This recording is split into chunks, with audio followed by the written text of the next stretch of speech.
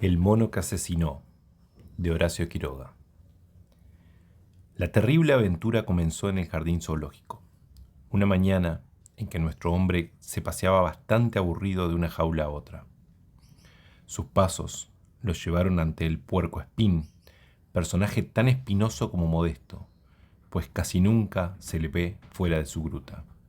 Arrancáronlo de ahí para detenerlo ante las víboras adormecidas y luego, pisando una rama seca aquí, mirando distraído allá, Guillermo Box se detuvo en la jaula de los grandes monos, justamente ante la del pseudogibón ceniciento al que acompañaban dos pequeños monos de Gibraltar llamados monas, con gravísima ofensa para los machos de la especie.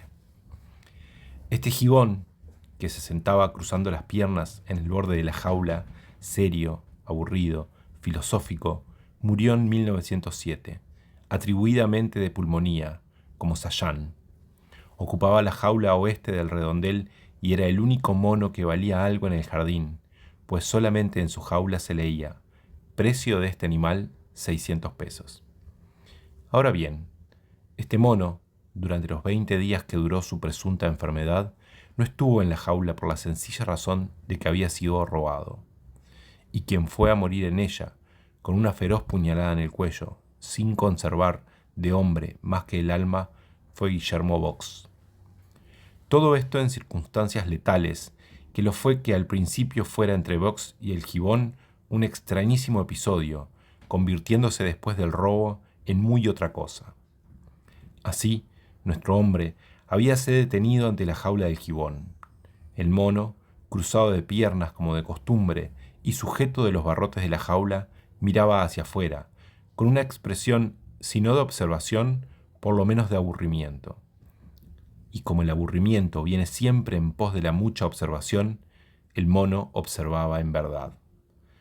Nuestro hombre así lo supuso, y como él estaba también fatigado de eso y de caminar, dióse vuelta para sentarse, y en ese momento oyó: «El río está crecido». Instantáneamente, Box sintió una agitación extraordinaria, como si esta frase suelta hubiera respondido a alguna preocupación suya, agudísima, pero tan vaga y lejana que apenas fue un relámpago. Box se detuvo, y aunque tenía idea de que estaba solo, volvió la cabeza atrás y se sacudió de arriba abajo. No había nadie. No había nadie, a excepción del gibón que continuaba mirando vagamente el aire. Y recién entonces recordó el timbre especial de la voz. Nuestro hombre quedóse un rato estremecido, observando fijamente al mono. Al fin, sin apresurarse, cambió de lugar y se colocó en la visual del cuadrumano, interceptando su mirada con sus ojos. Durante un minuto, ni el uno ni el otro pestañeó. Box concentraba en su mirada todo cuanto de voluntad, experiencia y potencia adivinatoria cabe en el hombre. Pero el mono, sin las pretensiones filosóficas del otro, devolvíale impenetrable su mirada. Box se irguió, bastante acalambrado. Retrocedió de espaldas sin perder de vista al gibón y se dejó caer en el banco, la cabeza agitada por un huracán de ideas. El mono, el gibón, el diablo ese, había hablado. De ello no tenía la menor duda, pero ¿por qué el río está creciendo? ¿Qué quería decir? Y tuvo que interrumpirse. En el fondo de la jaula apareció una mona, que tras rápido examen del paisaje, desgraciadamente igual al de todos los días, comenzó a entretenerse con las pulgas del gibón. Este, siempre impasible, hizo «yu, yu, yu». Así, al menos lo entendió Box.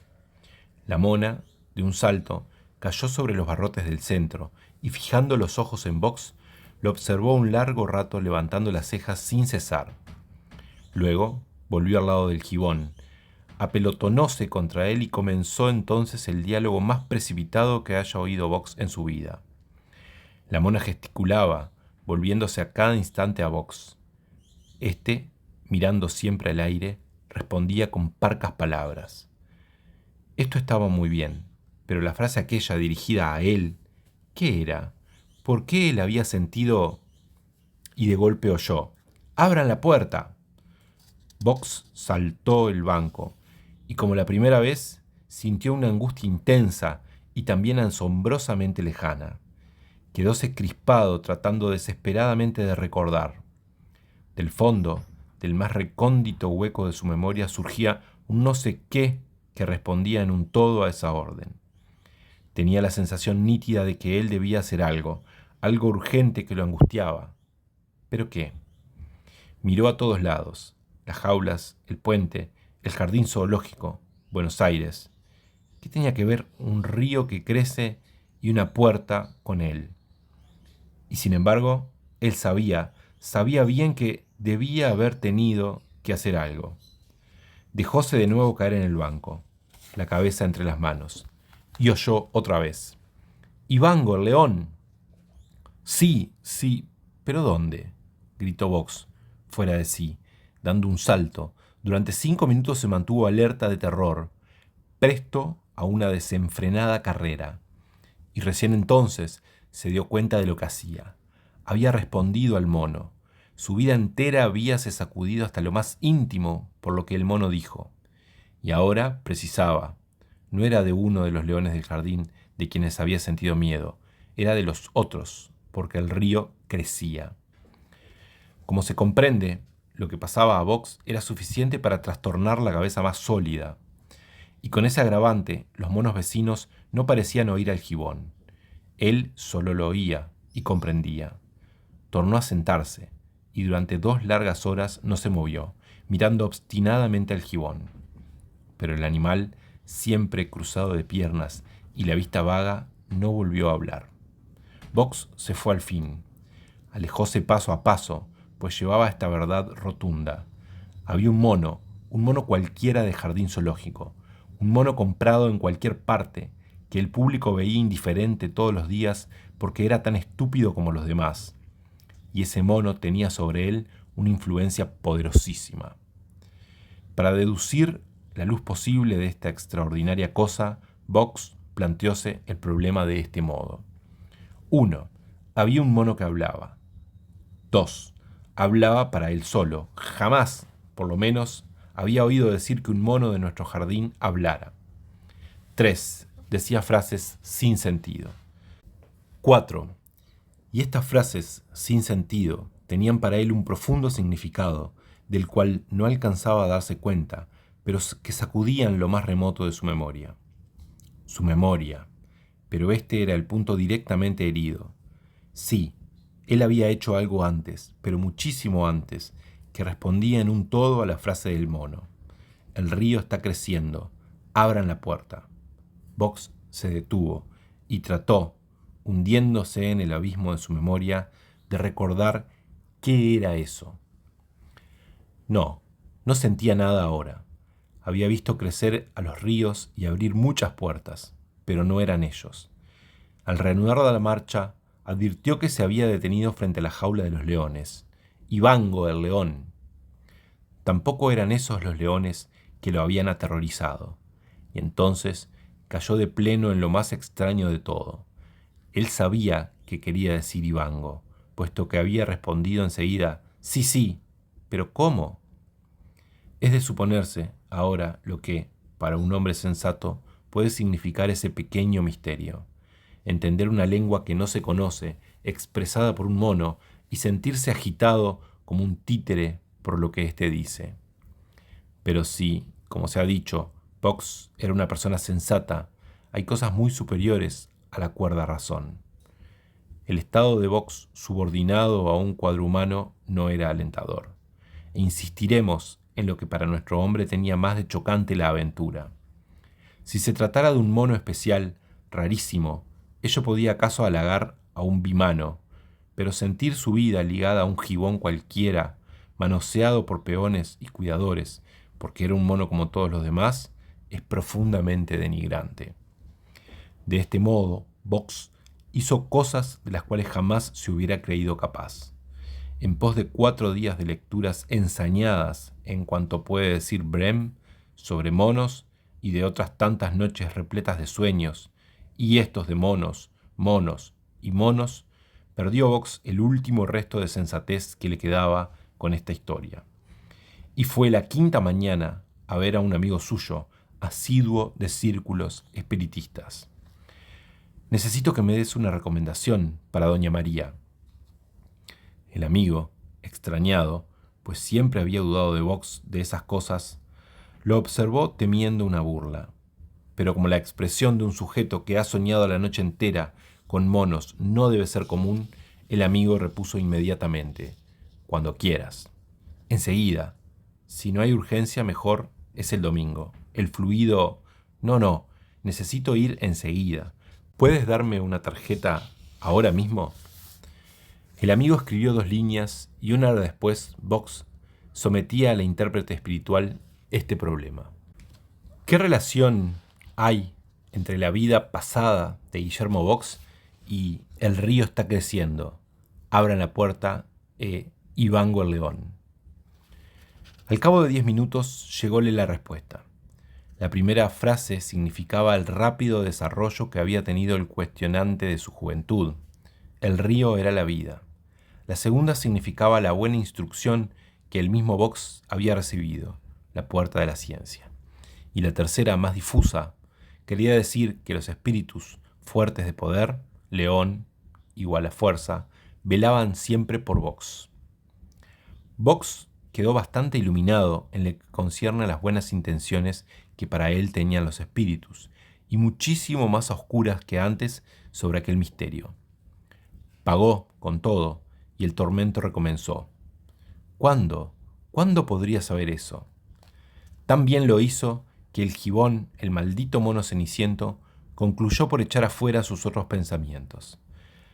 Pasábase nuestro hombre las horas escribiendo frases similares a las que oyera aquel. El arroyo baja, cierren la ventana, la tormenta llega, Ivango 10 tigres. La cosa era ridícula, bien se ve, pero entendemos que nada es ridículo para explicar por qué lo que dice un mono nos hace desmayar de angustia. Todas las frases lo dejaban frío. Hízolas componer a un amigo. El amigo se rió de ese capricho y le dijo en un momento 100 historias de ríos, puertas y leones. Igual resultado. El amigo, sin embargo, lo miró al final con suma atención, porque quien así propone cosas de locos está a un paso de serlo. Este era también la modesta opinión del amigo Box. Entretanto, iba todas las mañanas a sentarse frente a su gibón, y allí pasaba las horas inmóvil, observándolo. Durante 4 días consecutivos, el mono no había pronunciado ni una palabra. Algunas muecas, eso sí, mucho aire filosófico, a pierna cruzada también, pero nada de frases. Y un sábado de mañana, mientras Box, meditamundo, hacía con el pie correr la arena de un lado para otro, oyó al mono. ¿Cuántos quedaron? 4, repuso instantáneamente Box, e instantáneamente también saltó, a punto de gritar. Había vuelto a responder al mono. Le había respondido sin darse cuenta de lo que hacía, pero sintiendo que él sabía qué cosa preguntaba el gibón. La prueba es que había respondido 4. ¿4 qué? Y de nuevo el recuerdo lejano de haber hecho algo. ¿Qué? Por Dios. Las manos crispadas en la baranda, ahora, devoraba al gibón con los ojos. Pero el maldito torturador, sujeto de los barrotes, continuaba mirando el enrejado porque estaba delante de su vista. Box comprendió sencillamente que era imposible seguir viniendo mientras no desentrañara esa horrible cosa. Y como ello no era fácil mientras no tuviera al mono consigo, decidióse apoderarse de él, comenzando por el medio más obvio, comprarlo. Fue pues a hablar con el director del jardín. Hallólo en compañía de las jirafas, a las cuales regalaba con tortas de cebada y azúcar. Desearía saber, comenzó Box, con la voz del mono aún en los oídos, si se venden los animales del zoológico. Algunos, sí, los ejemplares repetidos. Me refiero a un mono ceniciento, el gibón de la jaula circular. Ese no es gibón. No importa. ¿Hay otro ejemplar? No, señor, es único. Entonces no... Es de creer que el director no tenía esa mañana grandes deseos de hablar. Miró a Box de soslayo y para cortar la conversación y proseguir con sus jirafas. no se vende. Box dijo entonces, con la garganta bastante seca, daría 700 pesos. El director apartó de nuevo sus ojos del hocico de la jirafa y repuso con entonación un tanto admirativa, para que el importuno comprendiera que quedaba roto todo trato. No se vende, señor. Box, confuso, se retiró. Al cruzar el puente echó una ojeada al gibón, y ante el recuerdo del lazo profundo y misterioso que le unía con el maldito cuadrumano, resolvióse, ya que no se lo vendían, a un medio tan eficaz como el otro: robarlo. Robar un animal del jardín zoológico es tarea sumamente difícil.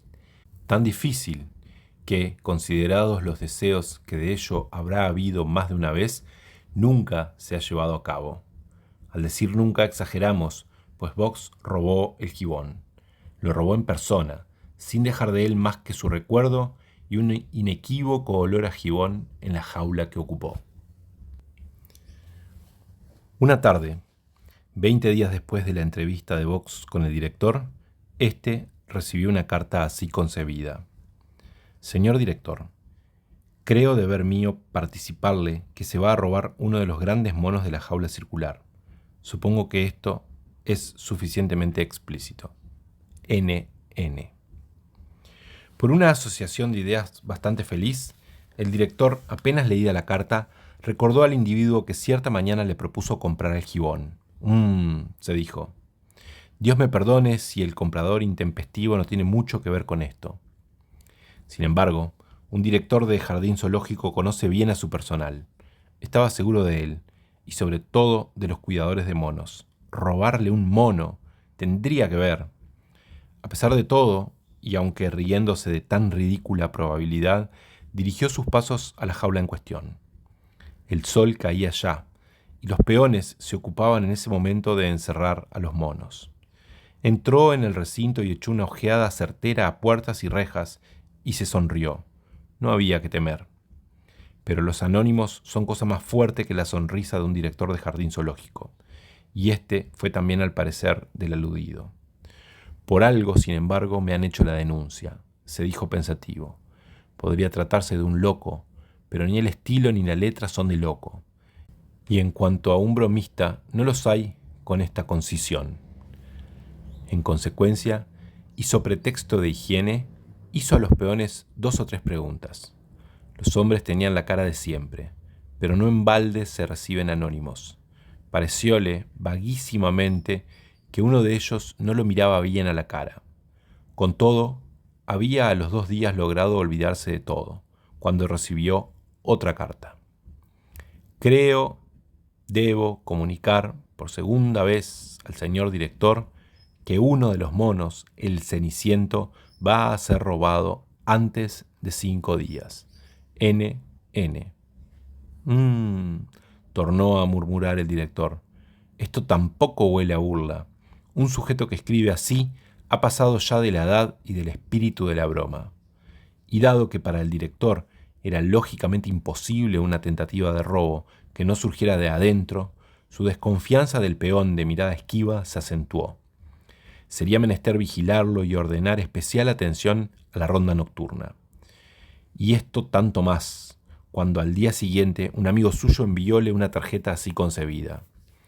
Muy estimado amigo, tengo el placer de enviarle al portador de esta un pobre hombre cargado de hijos y de quien tengo los mejores informes, por si pudiera darle usted cualquier ocupación ahí. El amigo que me lo recomienda parece que ha sabido, por haberlo oído accidentalmente a los peones, que se trata de robar uno de sus monos y se va a aumentar la guardia. Si llega a servirle para el caso, colmará los deseos de su amigo, R. Martínez. Perfectamente, murmuró el director una vez concluida la lectura. Perfectamente. Por algo me había parecido que el cuidador aquel evitaba mirarme. Y tras una rápida ojeada al portador, personaje que no le importaba por el momento ni poco ni mucho, le dijo: tenga la bondad de esperarme un instante. Y fue a la jaula de los monos. El pobre diablo de recomendado quedóse inmóvil, pero cuando el director se hubo alejado, una sonrisa sutil dilató sus labios. No me ha reconocido, se dijo. Tenía un miedo horrible de eso. Ahora va a estar seguro de que los peones piensan robarle el mono, pues como él no ha hablado a nadie de eso, si algo se ha sabido afuera es porque lo han conversado entre ellos. Los peones se van a enojar. Él creará entonces legítimas sus dudas y se redoblará la vigilancia nocturna, para lo cual estoy yo. Y como también desconfiará de mí, haremos de modo que hoy mismo termine la historia. Entretanto, el director había llegado a la jaula e interpelaba bruscamente a los cuidadores. ¿Quién de ustedes ha dicho que se piensa robar un mono aquí? Los cuidadores quedaron con la boca abierta. Abrir la boca no es responder, prosiguió el director irritado. Se ha sabido por ustedes que se piensa robar un mono. ¿Quién lo ha dicho? Yo no he dicho una palabra, no sé nada, contestó uno. Yo no he hablado a nadie de eso, agregó otro. Muy bien, no acuso a nadie, pero les advierto que no quiero chismes de ninguna especie. Aquí no ha habido chismes, murmuraron los hombres malhumorados. Chismes o no, de aquí ha salido eso. Y vuelvo a repetirles que no quiero historias ni de monos ni de nada, les advierto. El director se fue, convencido más que nunca de que si algo había, ellos se tramaban en las inmediaciones de la jaula. No creía en la culpa directa de los peones, pero sí en su complicidad. Dispúsose a reforzar la vigilancia nocturna, pues solo de noche era posible un robo. Y se acordó entonces del sujeto que le recomendara a su amigo. La tarea que le podía encomendar no era de las más honorables, si se quiere, pero no disponía de otra cosa. Abordó pues a nuestro hombre, que esperaba tranquilo, pero al mirarlo más detenidamente, el director tuvo una ligera sacudida. Esa cara tenía algo que ver con el cuento del robo. Se acabó, se dijo Box, me ha reconocido. Y su expresión de desolación ante la inminencia de una catástrofe fue tan visible que el director le atribuyó al efecto que causaba al pobre hombre su propia expresión aún irritada por el asunto de los peones. El pobre diablo cree que lo voy a despedir, díjose compadecido. Por todo disfraz de rostro, Box no había hecho sino quitarse los anteojos, pero ya se sabe cómo cambia esto la fisonomía de un personaje miope. A más, barba de 10 días, y sobre todo, Box recordaba bien que durante su entrevista anterior con el director, éste había observado mucho más el hocico de sus jirafas que su propia cara. La fugitiva impresión del director se desvaneció del todo delante del pobre hombre ese, padre de muchos hijos y recomendado por un amigo. Muy bien, le dijo rompiendo la tarjeta. Por el momento no tenemos puesto vacante en el jardín. Algo se podría hacer, mientras hallamos cosa mejor. Sí, señor. Cualquier cosa, repuso Box. Perfectamente. Se trata de vigilar de noche cierta jaula. ¿Le conviene? Sí, señor. ¿Desde cuándo? Desde esta misma noche. Una hora después, Box recibía órdenes, un revólver y un palo. De este modo, se dijo el director ya en la cama, mis amiguitos los cuidadores meditarán un momento antes de aproximarse a la jaula. Y si el nuevo guardián nocturno resulta un pillastre, a pesar de sus 8 hijos y la recomendación de mi amigo, mañana lo estudiaremos bien. No tuvo tiempo, pues Box había previsto perfectamente que, dada la falsificación de la tarjeta y otros detalles, no podría estar más de una noche. Pero una noche basta a un individuo que cuenta con la casi complicidad del objeto a robar. Su plan, en 2 palabras, había sido este. El mono no podía ser robado sino por un guardián nocturno. No pudiendo Box ser guardián, por no existir vacante, era preciso hacer crear un puesto especial para él, que le permitiese íntimo contacto con la jaula circular. Entonces urdió el complot. Fue él quien escribió al director las 2 cartas sobre tentativas de robo. El simple objeto era hacerle desconfiar de los peones. Una pequeñísima desconfianza, si se quiere. Habló luego encarecidamente a un amigo, que a su vez lo era mucho del director, de la desesperada situación de un pobre hombre conocido suyo, padre de 8 hijos, de cuya honradez respondía. Había oído decir que se aumentaría la guardia del jardín, pues se intentaba un golpe contra uno de los monos más valiosos. Leyendo la alusión al robo, el director, que ya estaba prevenido por sus 2 anónimos, no podía menos que desconfiar de peones y guardianes, y emplearía con ese objeto al pobre diablo. Cuando un amigo recomienda calurosamente, difícilmente se duda de la honradez del recomendado, y este había sido el caso con Box. El director, cierto es, algo había temido esa noche, pero no entraba en los cálculos de Box permitirle una segunda reflexión. Todo esto en lo que se refiere a la primera parte del complot. Sobre la segunda, sobre el robo mismo, tenía ideas mucho menos definidas, contadas sobre todo con dos cosas adversas: los chillidos del gibón, porque indudablemente no dejaría de gritar, y el posterior paseo con un mono a través de la ciudad. Pero Box sabía que en la Plaza Italia hay coches nocturnos y que los cocheros suelen dormir en el pescante hasta que se les despierta desde adentro. No verían nada, por lo tanto, quedaban los gritos. Y para eso Box confiaba en lo que tenía a su favor, la complicidad del mono. Cuando un animal tiene la facultad de hablar únicamente delante de un individuo y lo que dice conmueve profundamente el alma y la carne del ser extraordinario que oye, cabe suponer un lazo profundo entre estos dos seres. Y Box, estremeciéndose aún al recordar sus angustias, se preguntaba: ¿querrá venir conmigo? ¿Gritará? No lo creía, pero lo que tampoco creía Box es que ese lazo extraño que le unía al mono pudiera llegar a acarrear la enloquecedora consecuencia que tuvo. Eran las 2 de la mañana.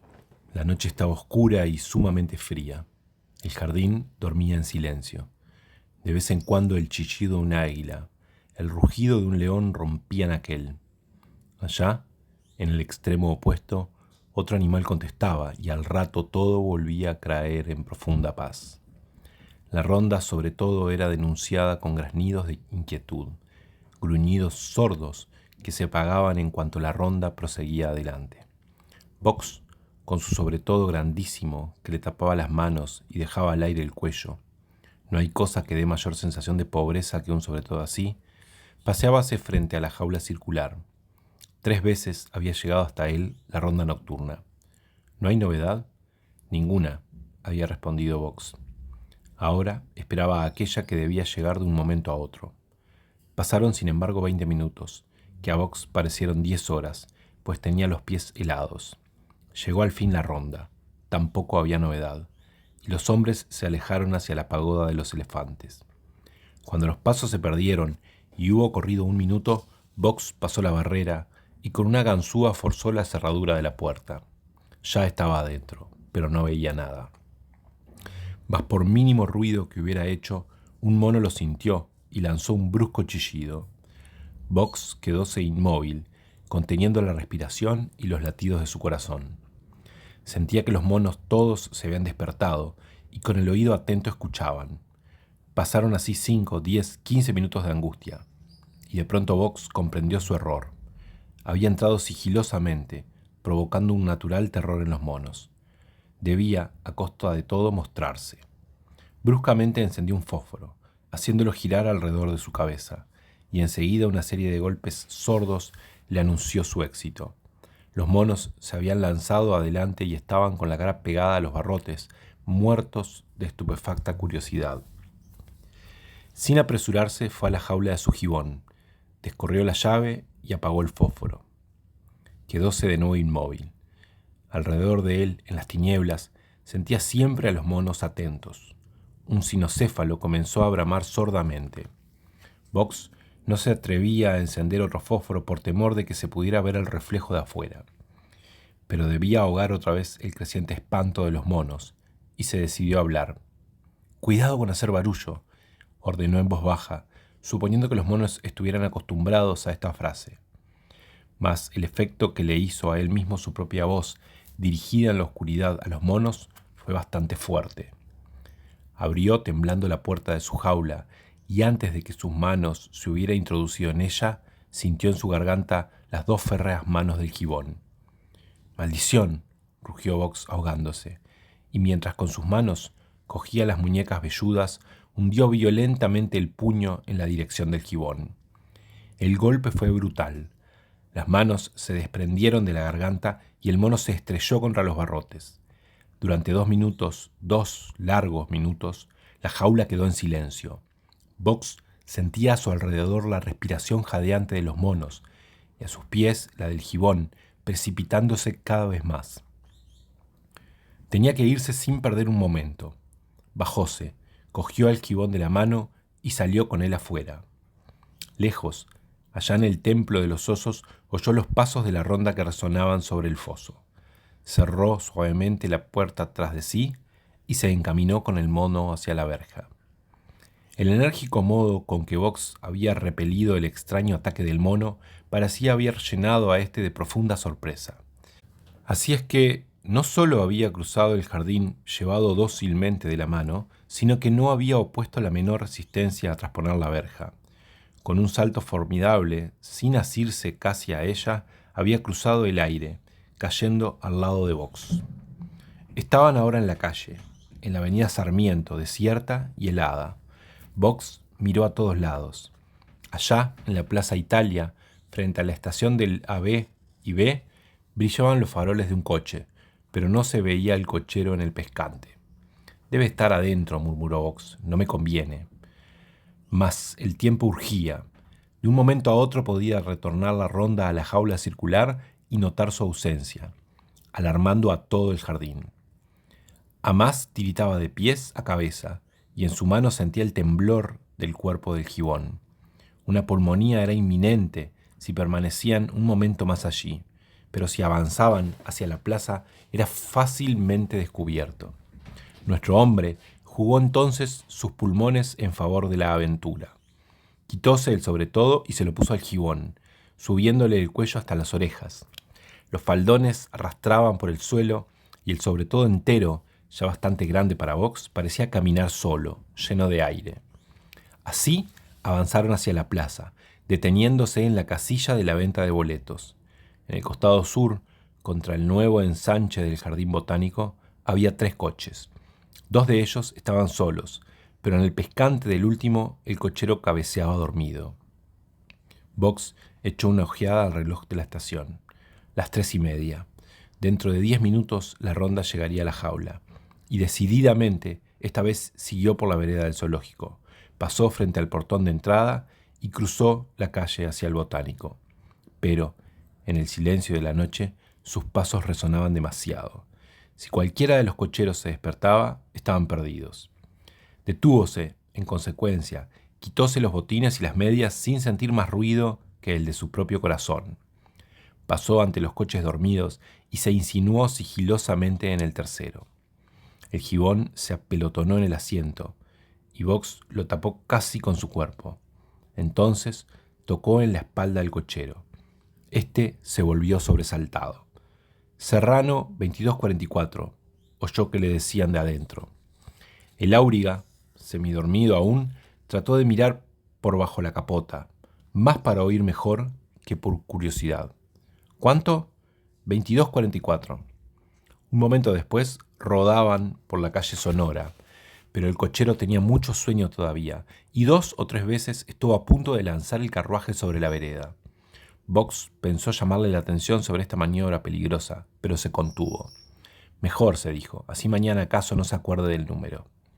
Llegaron. Box pagóle la carrera desde adentro y bajaron precipitadamente.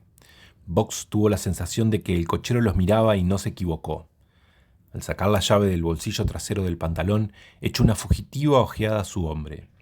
El áuriga, cargado de sueño y a punto de dormirse, tenía la vista estúpidamente fija en aquella forma extraña envuelta en el sobretodo. «Por suerte no alcanza a darse cuenta», se dijo Box, haciendo jugar la llave. «Bueno, ya hemos llegado», alzó la voz dirigiéndose a la cara del cochero, a fin de que comprendiera bien que estaba de más. El áuriga se sacudió enderezándose, fustigó a los caballos y se alejó. Box lo siguió con los ojos, y cuando aquel estuvo a media cuadra, quitó la llave de la cerradura. Cruzaron rápidamente la calle y doblaron en Guatemala. 15 metros más y Box entraba por fin en su casa. Como se comprende, Box no había cometido la tontería de llegar en el coche hasta su casa, solucionando así en un momento la pesquisa que al día siguiente se haría. Si el cochero conservaba memoria del número, cosa poco probable dada la torpeza somnífera que lo poseía, indicaría Serrano, 2244, en la cual casa había visto entrar al pasajero de la Plaza Italia y donde la pesquisa buscaría en vano rastros del ladrón y mono. Y si esto se agrega que Box habíase mudado 20 días antes bajo un nombre cualquiera, sin dejar la menor indicación de su nuevo domicilio, fácil es comprender que nuestro amigo no tuvo la menor inquietud a este respecto. La preocupación de los postreros días sobre el robo, y sobre todo la sobreexcitación nerviosa de la última noche, habían adormecido en Box la causa misma de su trastorno. Ahora tenía a su lado, en íntimo contacto, al gibón, al mono que desde un pasado remoto ejercía un fatal imperio sobre él. Sentía sordamente, sin embargo, que tras ese sombrío fenómeno había algo que acaso no le conviniera saber. Una de esas terribles cosas de la India que convierten en 2 segundos un hombre en un ser abyecto que se arrastra gritando en 4 patas. Pero él quería saber a toda costa, porque no hay vida humana posible cuando ella misma está ligada a la lengua y los dientes de un animal del jardín zoológico. Cosas de la India. El mono ese era de la India, y de súbito un rayo de luz cayó perpendicular sobre su cerebro oscuro. Era un caso ancestral, un caso de herencia remota. Miles de años antes sus ascendientes, un ascendiente suyo, había vivido en la India, y el mono, el gibón, descendía de un hombre que había habitado con su antecesor en la misma llanura, a orillas del mismo río que, como todos los de la India Norte, crecen 5 metros en una noche, arrollando plantaciones, casas, ganados. El río está creciendo. Sí, sin duda. Box, millonésimo nieto, había reencontrado en las antiquísimas tinieblas de su alma la angustia del remoto abuelo ante la creciente del río que le arrebataba todo. ¿Cómo resurgía en él, después de siglos y siglos, la emoción del antecesor muerto miles y miles de años atrás? No lo sabía, pero sabía en cambio el caso de una sirvienta francesa que vivía en Tours, y a quien una noche en que soñaba en voz alta oyeron hablar un idioma extraño. Resultó que era el griego antiguo, que se había dejado de hablar hace más de 10 siglos. «Abran la puerta, y vango el león». Sí, el agua había subido y era menester abrir urgentemente la puerta del empalizado para que los búfalos pudieran huir y salvarse. Y la creciente que llegaba en paredones de agua arrastraba bosques enteros, y sobre ellos un león rugiendo de pavor acababa de arribar a la costa. «Y vango el león, cuidado». Pero ¿cómo? ¿Cómo un vil mono podía descender de aquel hombre amigo de su antecesor que había dado la voz de alarma ante la creciente? Que la humanidad descienda del mono todavía, pero que toda la franca y noble naturaleza humana se transforme en una bestia peluda y mordedora, no había, empero, otra solución. Ante la súbita presencia de Box, quién sabe qué células habíanse removido en el petrificado cerebro del animal, y las palabras pronunciadas por su antecesor, que entonces era un hombre, surgían de golpe en la garganta bestial. Ahora se explicaba perfectamente Box su angustia al oír aquellas frases. Eran las 4 de la tarde. Había encerrado al gibón en una pieza desnuda para aquietar al animal y razonar él a solas. Hallada ya la solución del problema, fue al cuarto cerrado y abrió con precaución la puerta. En el fondo, contra la pared blanqueada, estaba el gibón de pie, doblado sobre la cintura e inmóvil. Al oír ruido volvió la cabeza a medias, pero no cambió de actitud. Box acercóse rápidamente. Un profundo temblor recorría el cuerpo del mono. Box le tomó la mano y la notó ardiente.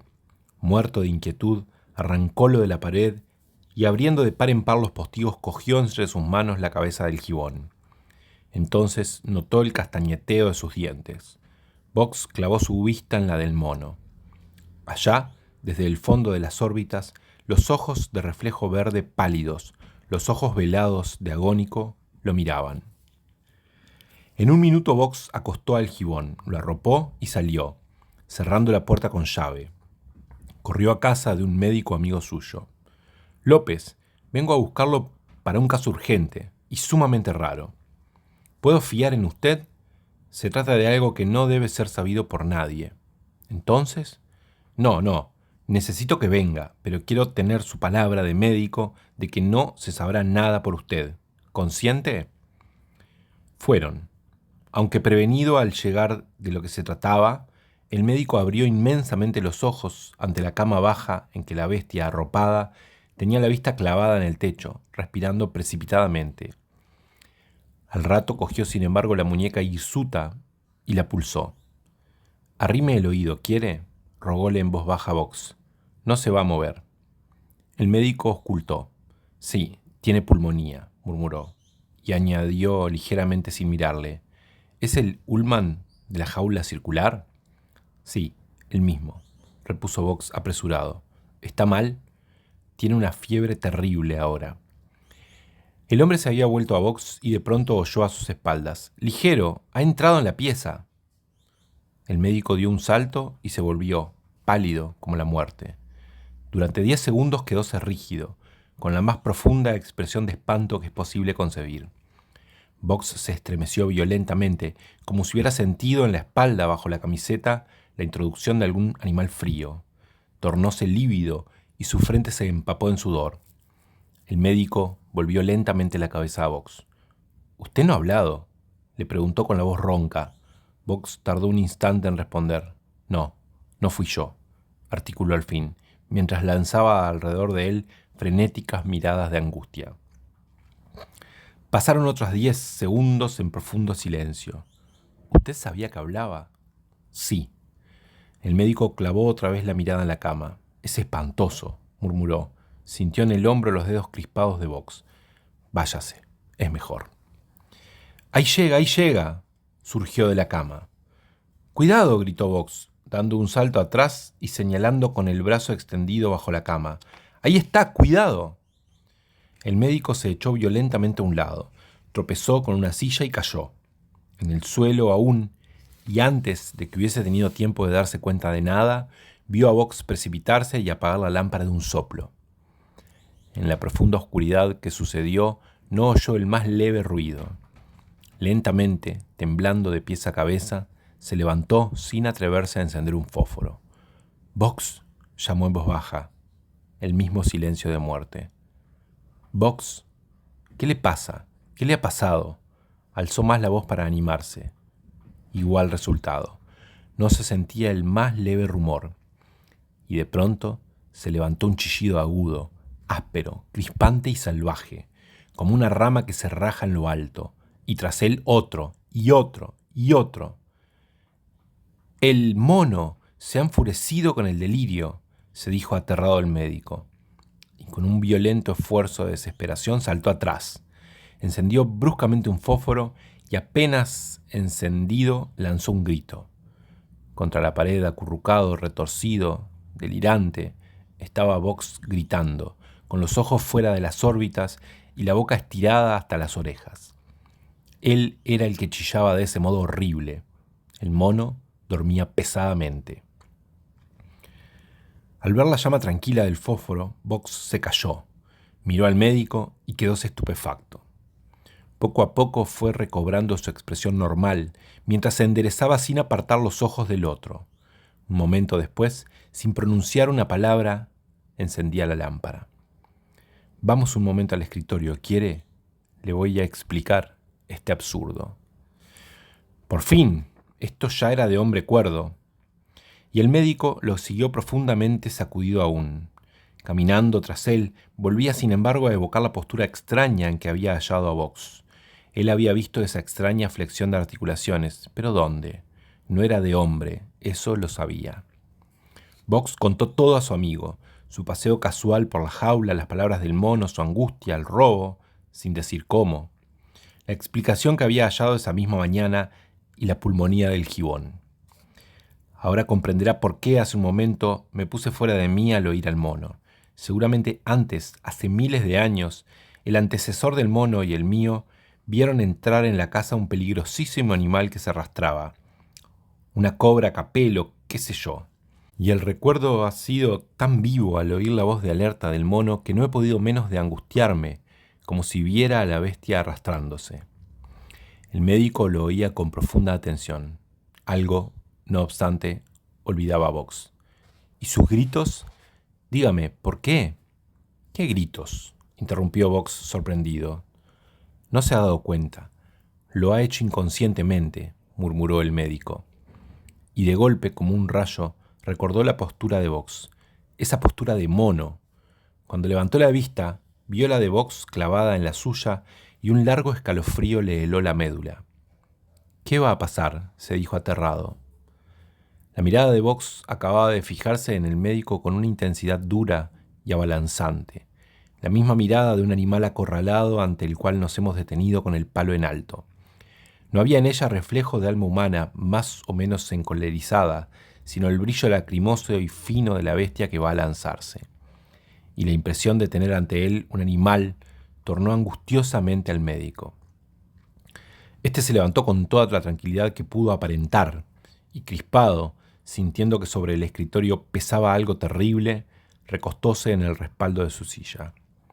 Está loco, loco furioso, se decía, va a explotar de repente. Pero Box habíase recobrado ya. Lo que le aseguro, se dirigió a su amigo sonriendo con esfuerzo, es que esta historia del mono me ha causado ya más inquietudes de lo que usted se imagina. Y ahora él enfermo. No se salvan los monos de la pulmonía, ¿no? Generalmente, pero cuidándolos bien, encienda un calorífero en la pieza. Sí, de todos modos, esto puede quedar entre nosotros. Ni una palabra a nadie, López, añadió mirándolo en la cara. No, ya se lo prometí. ¿Quiere venir mañana? La primera intención de López fue rehusarse. Aún se estremecía recordando los alaridos de Box, pero la profunda rareza de la cosa, la agudísima curiosidad por este sombrío drama de folletín, pudieron más que su temor. Sí, vendré mañana al anochecer. Salieron juntos hasta la puerta. Óigame, le dijo Box estrujándole la mano, ¿usted cree que es posible vivir tranquilo cuando ese habla y nos...? No, creo que no, se despidió López, sintiendo aún un escalofrío. No creía equivocarse el médico. El mono, su portentosa facultad de hablar, el robo, todo eso llevaba a Box vertiginosamente a la locura. Comenzaba imitando al gibón y acabaría quién sabe en qué, un mono trágico o un loco juntos. De pronto recordó la mirada de Box, fija en la suya en el escritorio. Eso no se imita, murmuró, estremeciéndose. Box volvió a su cuarto, encendió el calorífero y fue con él a la pieza del enfermo, colocándolo en el centro. Acercóse al gibón y constató que la fiebre continuaba altísima. El mono no jadeaba, con los ojos siempre abiertos, fijos en el techo. Box arrimó una silla a la cama y se sentó, mirando obstinadamente al enfermo. Poco a poco sintió que su cuerpo se helaba. Haciendo un profundo esfuerzo, logró arrancarse a su sopor, y yendo a su cuarto, cayó desplomado sobre la cama, sin tiempo para desvestirse. Al día siguiente se levantó a las 10, con la cabeza pesadísima. Dábale trabajo coordinar las más simples ideas, y aún notó que estaba singularmente torpe para hablar. Parecíale que en muchos años no había pronunciado una sola palabra. Pidió café, pero al probarlo dejó violentamente la taza en el plato. ¿Qué tiene este café? Nada, don Guillermo, es el de siempre, repuso su sirviente, un pobre viejo indio del sur que se había criado en la casa paterna de Box. Está horrible, no sé por qué diablo se me ocurre tomar café. ¿Yo te pedí café? Claro, don Guillermo. Dame otra cosa, tengo hambre. Como Box, cuando se despertaba con apetito, solía comer un bife con huevos, Fortuno llegó al rato con él a la mesa. Pero apenas Box lo hubo probado, repitió su gesto anterior de profundo asco. «Pero por todos los demonios, ¿qué porquería es esta?», gritó. «Pero, don Guillermo, si es del carnicero de siempre, lo acaba de traer». «Llévate eso, ligero», exclamó levantándose. Fortuno salió, volviendo enseguida. Box, con la expresión radiante, estaba devorando bananas. El sirviente se quedó estupefacto. Está sentado de un modo raro. Huele a cada momento la banana, pestañea sin cesar. Come la banana de costado, la tiene con las 2 manos. Come como un mono. Don Guillermo, murmuró temblando. Con la rapidez de un relámpago, Box se lanzó sobre todas las bananas que quedaban y saltó sobre la silla. mientras de su garganta brotaba un horrible remedo de lengua humana. «¡Abará, vará, vará, vará! Don Guillermo», gritó el indio con el pelo erizado. Box cayóse de golpe y, mortalmente pálido, bajó lentamente. Las bananas caían deshechas por ambos lados de su puño cerrado. Pestañeó, aún vertiginosamente, tomó un vaso de agua y cuando lo dejó, era el hombre de siempre. Fortuno lo vio alejarse, entrar en el cuarto del mono y salir al rato. «Voy a salir un momento, Fortuno. Volveré a las 5». El indio quedóse con el corazón profundamente oprimido. Levantó la mesa, cabeceando, mientras que al recuerdo de su amo, cuando era chico y jugaba con él, las lágrimas caían una a una de sus ojos. Box caminó hasta Santa Fe y allí se detuvo, esperando un vendedor de diarios. Compró uno, al fin, y lo recorrió apresuradamente. Como suponía, no hacía la menor alusión al robo de la antevíspera en el jardín zoológico. El director había creído más conveniente ahogar el acontecimiento. Box se sonrió, tiró el diario y minutos después entraba en el zoológico. La tarde, templada, favorecía a los visitantes habituales y el jardín estaba lleno. Box siguió a lo largo de los ciervos del Chaco, del casoar, de los coatíes y entró en el pabellón de los leones. Las fieras asoleábanse afuera, pero Box quería ver la cara de los guardianes y cuidadores. Sería extraño, se decía, que no vigilaran atentamente la cara de los visitantes. Pero no parecía notarse nada anormal en aquellos y Box avanzó. Los tigres estaban adentro y 8 o 10 personas contra la barrera. Seguían pacientemente el vaivén de los felinos. Box se detuvo. Las criaturas comentaban muy bien la zoología presente. «Tiene patilla blanca, papá». Baja la cabeza al llegar a los hierros para no lastimarse y se da vuelta. «Se ha parado, está oliendo. Huele por aquí, papá. Los otros se han levantado de golpe. Se mueven para todos lados. Nos huelen a nosotros, papá». Era evidente que algún olor hostil agitaba a los tigres. El padre, aludido, aunque confiado en la solidez de la jaula, creyó más prudente apartarse un poco con su hijo, pues ellos parecían la causa de la inquietud. Al retroceder tropezó con Box, lívido y temblando. El padre lo miró sorprendido y Box se alejó silenciosamente. Los tigres se sosegaron. Dio un largo rodeo, deteniéndose al fin ante la jaula de los monitos del Brasil, mezclado con la multitud. Los monos trepaban alegremente por las cadenas, hasta que de pronto uno lanzó un chillido agudo y la banda quedó de golpe inmóvil. Miraban espantados a las barreras. «Se han asustado. ¿Qué será?», empezaron los comentarios. «Tienen miedo de nosotros. Todos disparan al fondo. Tienen miedo de alguno de nosotros. Oh, oh, oh. Los otros. Los de la jaula redonda, atrás. Están locos. Quieren romper la jaula. Braman todos». En un instante llegaron 4 guardianes. «¿Qué hay? ¿Por qué hacen enojar a los monos?» «¿Qué? ¿Está loco usted junto a los monos? Nadie les ha hecho nada». Pero el terror de los unos y la rabia de los otros proseguía. «Es con nosotros», arguyó un espectador. «Alguno de los que están aquí ha de ser mono sin saberlo», se echó a reír. Los guardianes, con gran inquietud, que para uno de los espectadores por lo menos tenía perfecta explicación, hicieron despejar las barreras. Box se alejó confundido entre todos y volvió a su casa, ahora encendido en fiebre y con las ideas en revuelta confusión. Era aún temprano y el médico no debía llegar hasta el anochecer.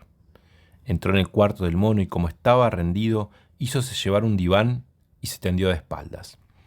No se sentía el menor ruido adentro.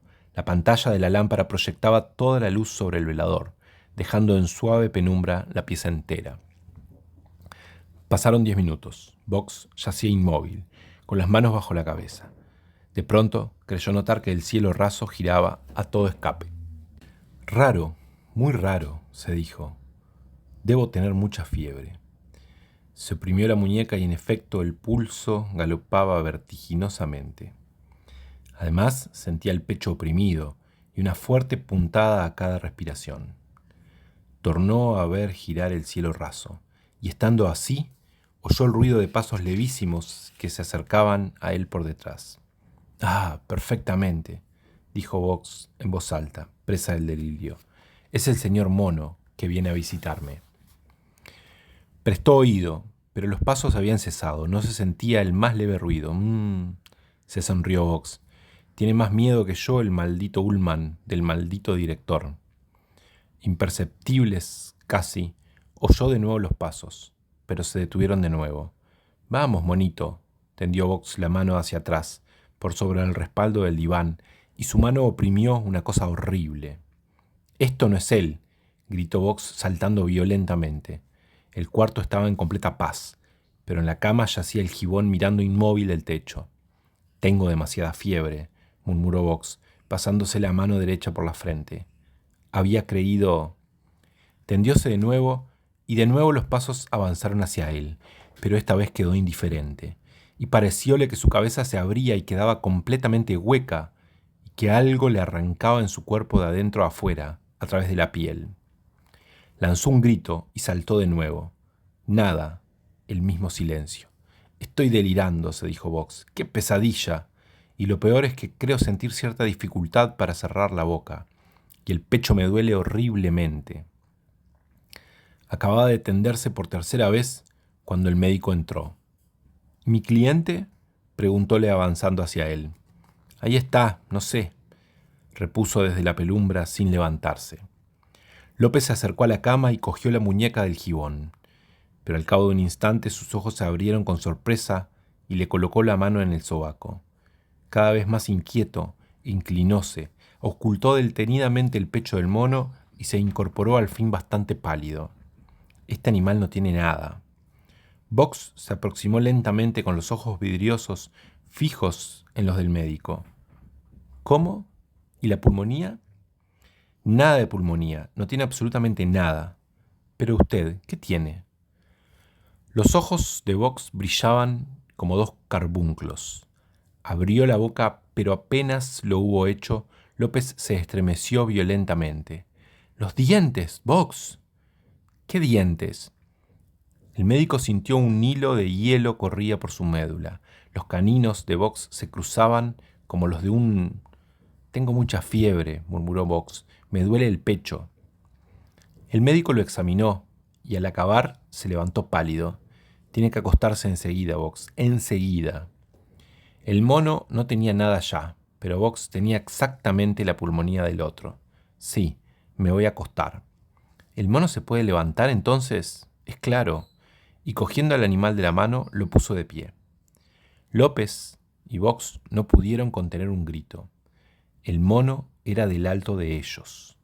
Quedáronse inmóviles, estupefactos, empapados en frío sudor ante aquella sombría figura. Pasado el primer momento de estupor, el médico avanzó. Le puso las manos en los hombros y clavó sus ojos en los del mono.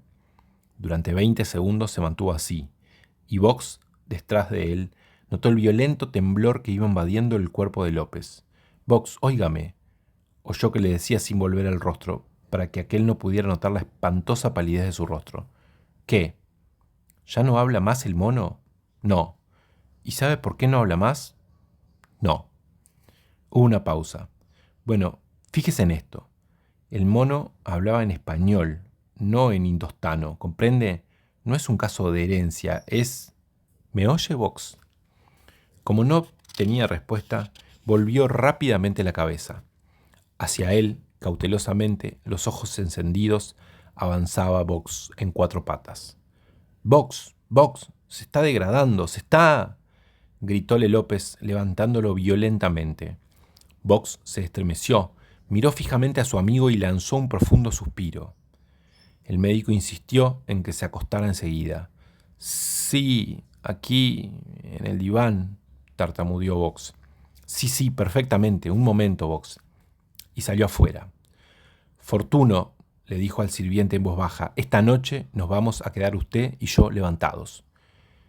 «¿Qué hay, don Guillermo?» No hay nada, pero pueden pasar cosas demasiado terribles». El indio alzó sus ojos espantados y notó el semblante lívido del médico. «¿Tiene revólver, Box?», continuó López. «No, señor».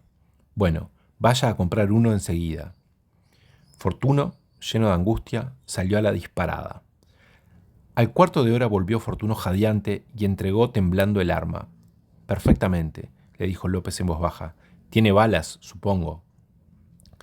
Fortuno lo miró atontado. No sabía. No importa. Vuelva corriendo y traiga balas. Fortuno tornó a salir, y cuando estuvo de vuelta temblaba convulsivamente de fatiga llevada al exceso. Pero el doctor, demasiado preocupado para compadecerse del pobre viejo, hizo jugar concienzudamente el tambor del revólver, cercioróse de que la aguja caía bien y cargó el arma. Dejóla entonces sobre el escritorio y fue al cuarto del mono. Box, envuelto en mantas hasta la barbilla, yacía en el diván. El gibón había tornado a acostarse, y en la blancura de la almohada se destacaba su cabeza negra, ahora del tamaño de la de un hombre. López se aproximó a Box y le cogió cariñosamente la mano. «Box, óigame», le dijo en voz muy baja. «Sería mucho mejor que fuera a acostarse en su cama. Es mucho más fácil mantenerse en su cuarto a una buena temperatura que aquí. Estaría más tranquilo». Box abrió sus ojos vidriosos que la fiebre había rodeado de un ancho círculo negro. «No», le respondió con la voz seca y entrecortada. «Mejor estoy aquí. Déjeme tranquilo», concluyó malhumorado volviéndose al otro lado. López arrugó el ceño, recordó una por una las rarezas de Box, los caninos desarrollados, e insistió. «Box, óigame». Box no respondió. El médico se inclinó hasta ponerle los labios en el oído. «Box, si le parece bien, llevaríamos al mono de aquí. Ya está sano». Apenas lo oyó, Box se dio vuelta violentamente y clavó sus ojos febriles en los de López. «¿Qué? ¿Qué hay? ¿Por qué quieren llevar al mono de aquí?» «Sería mejor, Box. Usted quedaría tranquilo». «¿Por qué?» «No sé, Box, por favor». Box abrió la boca y López se estremeció de arriba a abajo. Tras los caninos desmesurados, acababa de entrever la lengua negra. Sin apartar sus ojos amenazantes de los del doctor, Box se incorporó en un codo. «Le prohíbo», le dijo con una voz extraña, áspera, «que haga salir al mono de aquí. Y quiero dormir. Déjeme». López se incorporó con un gesto de desesperación. Clavó de nuevo los ojos en el gibón acostado e inmóvil y salió. Tras la puerta lo esperaba Fortuno. «¿Cómo sigue, doctor? ¿Qué hay?» Nada por ahora, pero más tarde habrá algo», añadió como para sí, estremeciéndose. Pero Fortuno lo había oído y lo detuvo temblando. «Doctor, dígame, por favor, ¿qué va a pasar?» «¿Acaso lo sé yo mismo? Si lo supiera con seguridad, lo evitaría». «Pero cuánto hubiera dado por sacar el mono de allí», tornó a murmurarse. «Vea, Fortunato», añadió, «vamos al escritorio y pasaremos la noche. Trate por su parte de oír el más insignificante ruido. Si oye algo, cualquier cosa, dígamelo enseguida». Acto continuo fueron al escritorio. López sentóse en el diván y Fortuno en una silla tras el escritorio. Durante 1 hora, 2, 3, reinó en la pieza el más absoluto silencio. López revolvía sin cesar en su cerebro el horror que entreveía. Fortuno, agobiado, traspasado de angustia, no apartaba la vista del revólver que brillaba sobre el escritorio, mientras su oído estaba dolorosamente atento al menor ruido que pudiera llegar de adentro. Hacía en el escritorio un frío glacial. Los dos acechantes tenían el cuerpo y los pies helados, pero no se atrevían a moverse. Cuanto más tiempo pasaba, más aguda era su inquietud, y llegaban ya a ese estado de angustiosa sobreexcitación en que los oídos comienzan a zumbar y sentir los propios ruidos que temen horriblemente oír. Cuando Fortuno dio un salto sobre la silla, López sintió que su corazón se detenía y las miradas de los dos hombres se cruzaron. «He creído sentir», murmuró Fortuno temblando. «¿Qué?» «Un ruido sobre el piso». Se callaron, y durante 1 minuto el silencio, la más absoluta sensación del silencio, hubiera podido ser hallada allí, en el escritorio. López rompiólo al fin con una voz que él mismo no se reconocía. «¿No has sentido más?» «No». Enmudecieron de nuevo, y de pronto ambos saltaron. Un grito horrible de hombre había resonado en la casa entera. «¡Corramos, corramos!», exclamó López, con todo el pelo erizado apoderándose del revólver. En un instante cayeron sobre la puerta, pero se estrellaron contra ella. «La han cerrado», clamó López. «La han cerrado con llave». ¡Box! ¡Box! Otro grito resonó adentro, un grito agudo de bestia. ¡Box! ¡Maldición! ¡El mono!, rugió López, abalanzándose con Fortuno sobre la puerta. Pero ésta resistía, y solo después de un formidable empellón, las hojas se abrieron violentamente. En el cuarto, donde estaban acostados Box y el mono, y que López acababa de abandonar, reinaba también el más absoluto silencio. Box habíase vuelto de espaldas, con los ojos abiertos, y la alta fiebre que lo poseía hacíale de nuevo ver girar el cielo raso. Pero ahora el blanco lienzo se cargaba de figuras, seres deformes, monstruos instantáneos que aparecían y se apagaban sin cesar.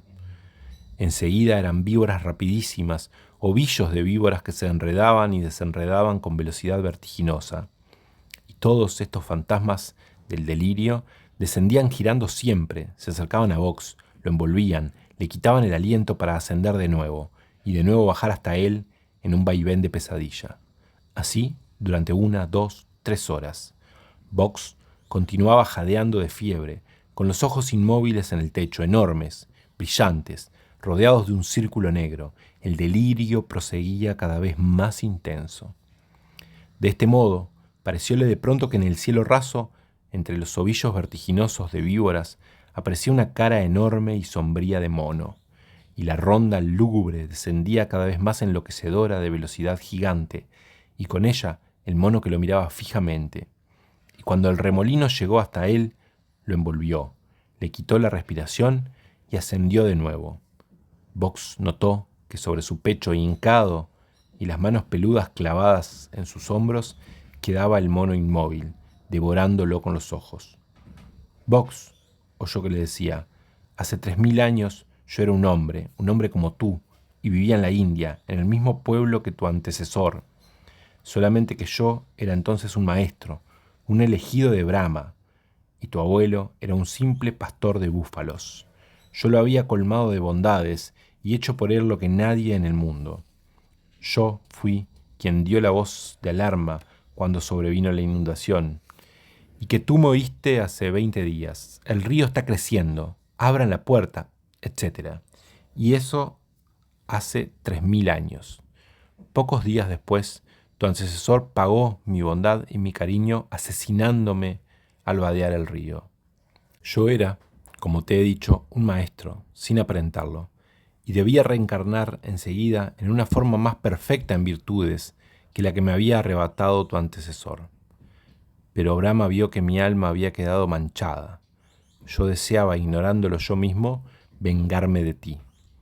Y pasaron 100 años, 1000, 2000, sin que pudiera purificarme. Siempre, por bajo de mis grandes virtudes, aspiraba a la venganza. Hasta que llegado el momento fatal de la reencarnación, hícelo, pero mi espíritu estaba enfangado. Retrocedí, convertíme en un ser abyecto, encarné en mono, y en millones de años no llegaré a ser lo que fui. Pero, entre tanto, Box, descendiente del que enlodó mi alma con su monstruosa injusticia, estás aquí, bajo mi cuerpo que vas a encarnar ahora. Box había escuchado jadeante a esa creación de su delirio, hincada sobre su esternón, cuando la voz se apagó. Un súbito descenso de temperatura dio paso a la razón de Box, y éste cerró por fin los ojos, fatigado. ¡Qué pesadilla!, murmuró. Tuve la sensación completa de que sobre mi pecho... Abrió los ojos y lanzó un grito de terror, el primero que habían oído en el escritorio. Allí, sobre su pecho, mirándolo fijamente, estaba realmente el gibón, el mono. Durante un segundo su vista se nubló, y cuando la recobró de nuevo, vio el mono de pie, en medio del cuarto, interpuesto entre él y la lámpara. Pero antes de que hubiera tenido tiempo de abrir la boca, el mono se había convertido en hombre. «Soy yo», murmuró Box, loco de espanto. «Se ha convertido en mí mismo». «Sí, miserable, soy tú. Y tú, fíjate en lo que eres». Box quiso gritar, pero sintió en ese instante un horrible y helado vacío en todo su ser, un hondo y sucio olor de su cuerpo entero subiéndole a las narices, y vio con horror que ya no era más hombre, se había transformado en mono, en gibón. Entonces lanzó el segundo grito de horror que habían oído afuera, y en un acceso de desesperación contra la triunfante e inmunda bestia, que de pie en medio del cuarto le había arrebatado su figura humana, se lanzó contra él con un ronquido de odio. El mono, conservaremos para evitar horribles confusiones los nombres que habían tenido hasta entonces, tambaleóse ante el rudo golpe y sintió en su cuello las uñas asesinas de Box, mientras su brazo izquierdo crujía entre los salvajes colmillos. Pero esto duró lo que un relámpago. En el momento en que Box se lanzaba contra él, el mono caía a su vez sobre el cortapapel de forma de agudo puñal que yacía sobre el velador. Y de un solo golpe lo hundía hasta el mango en el cuello de Box. Box se desprendió y lanzando un alarido se precipitó contra la puerta, en el preciso instante en que ésta saltaba. López, que pálido como la muerte y revólver en mano se lanzaba adentro, tuvo apenas tiempo de ver una bestia que huía en 4 patas dejando un reguero de sangre. «Fortuno, cierre la puerta de calle», gritó López descargando su arma tras el animal y lanzándose él también al patio. Pero no tuvieron tiempo de llegar. El mono había desaparecido en la calle oscura. Volvieron precipitadamente. El animal, no olvidemos que se había transformado en Box, estaba parado aún en medio del cuarto, pálido. «¿Qué hay, Box? ¿Qué le ha pasado? No le decía yo, el mono». «No, no fue nada, me quiso atacar».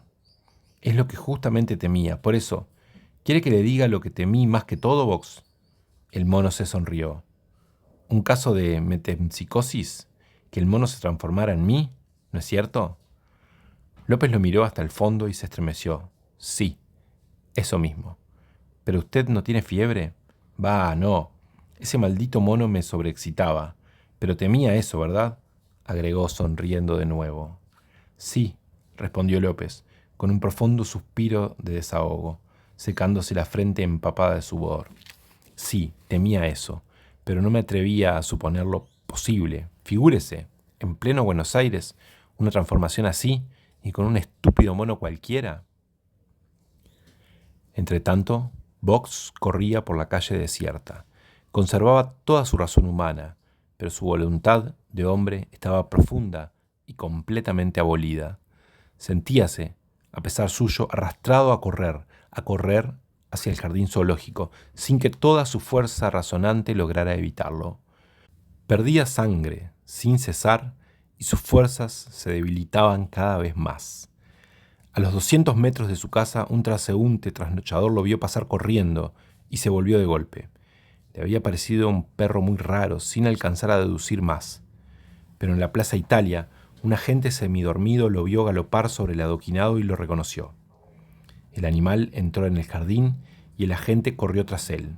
«¡Ronda, ronda!», gritó desde la puerta. «¡Anda suelto un mono!». La ronda salía del pabellón de los leones y oyó las voces. Acercáronse apresuradamente y un guardián, que tenía la linterna caída, vio el rastro de sangre.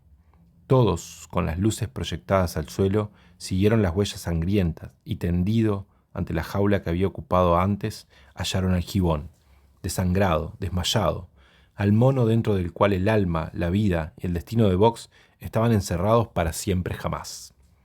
Despertaron al director y Box fue recogido y prolijamente cuidado. La herida, aunque profundísima, no había interesado ningún vaso y solo la gran hemorragia comprometía la vida de Box. Pero la mañana siguiente, el director constató que la pulmonía, la terrible pulmonía de los monos, caía sobre el gibón, creando un pronóstico por demás sombrío. Fácilmente se suponen las cavilaciones del director sobre la trágica vuelta del mono. Había en todo esto algo extraño, sombrío, que lo hacía estremecer sin querer. Como el fugitivo estaba de nuevo en su jaula, púsose un cartel, enfermo. Algo, sin embargo, de su resistencia humana a la pulmonía parecía acompañar a Box. Cada día que pasaba, la fluxión cedía un grado más, hasta que al cabo de los 8 días clásicos, sin crisis alguna, pudo considerarse a aquella completamente disminuida. Y como las tardes subsiguientes fueron sumamente templadas, el director hizo sacar al mono a la jaula exterior, a fin de que tomase un poco de sol vivificante. Box sintió en su cuerpo de mono la suave caricia de la luz y miró largo rato el cielo, mientras su alma, Su vieja alma perdida ya para la humanidad lloraba por dentro su espantosa ruina. Pasó así un largo rato. De pronto bajó los ojos y un sacudimiento de toda su alma le heló la sangre como una profunda puñalada. En el mismo banco donde él, cuando era hombre, había estado sentado, estaba ahora el mono, el ladrón, mirándole con una vaga e infernal sonrisa. Box sintió que algo se iba de él para siempre, mientras una cosa inmensamente negra corría a toda velocidad contra su vista. Cuando media hora después el director llegó, halló el gibón con la herida del cuello completamente reabierta y sangrando aún, muerto.